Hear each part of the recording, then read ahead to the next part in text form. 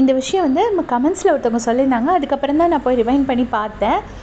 என்னென்னா சாண்ட்ராக்கும் விக்ரமுக்கும் பிரஜனுக்கும் ஒரு சண்டை நடந்திருக்கும். அது முடிஞ்சதுக்கப்புறமா சாண்ட்ரா வந்து ரொம்ப மாக்கிங் பாடி லாங்குவேஜ் விக்ரம் வச்சு பண்ணி காமிச்சிருப்பாங்க. வச்சுட்டு என்ன சொல்லுவாங்கன்னா, இப்போ பாரு வந்து மேக்கப் பண்ணிகிட்ருப்பாங்க. ஸோ பாருக்கிட்ட போய்ட்டு சொல்லுவாங்க, பூண்டு உரிச்ச தோலை நான் கையாலேயே உரிச்சு போட்டேன்னா, அதனால் நான் கையாலேயே வாரணுமா. அவன் சொல்கிறான், அதுக்காக தான் பிக் பாஸ் உங்களுக்கு இன்றைக்கி எல்லா வேலையும் நீங்களே செய்யணும்னு சொல்லியிருக்கான். இவனுக்கு எப்படி தெரியும் இவன் தான் பிக் பாஸா, சுபிக்ஷா கிட்டே போய் சொல்லிகிட்ருக்கான் அப்படின்னு சொல்லிட்டு விக்ரமை வந்து பார்வதி கிட்டே திட்டிகிட்ருக்காங்க. பார்வதி அப்படியான்னு சொல்லி அதை கேட்டுட்ருக்காங்க.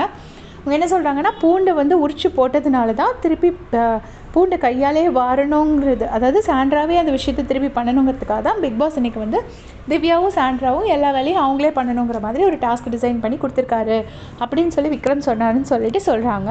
சரி, இது வரைக்கும் ஓகே. அவங்க வந்து விக்ரமை கம்ப்ளைண்ட் பண்ணுறாங்க. அதுக்கப்புறமா அப்படி கிராஸ் பண்ணி வராங்க. சுபிக்ஷா பக்கத்தில் நிற்கிறாங்க. அதுக்கு சுபிக்ஷாவை கரெக்டாக கிராஸ் பண்ணும்போது, இதுக்கு ஒரு ஸ்கூபி டூ வேறு அப்படின்னு சொல்லிட்டு சொல்கிறாங்க. ஸ்கூபி டூன்னா ஒரு டாகை சொல்கிறாங்க.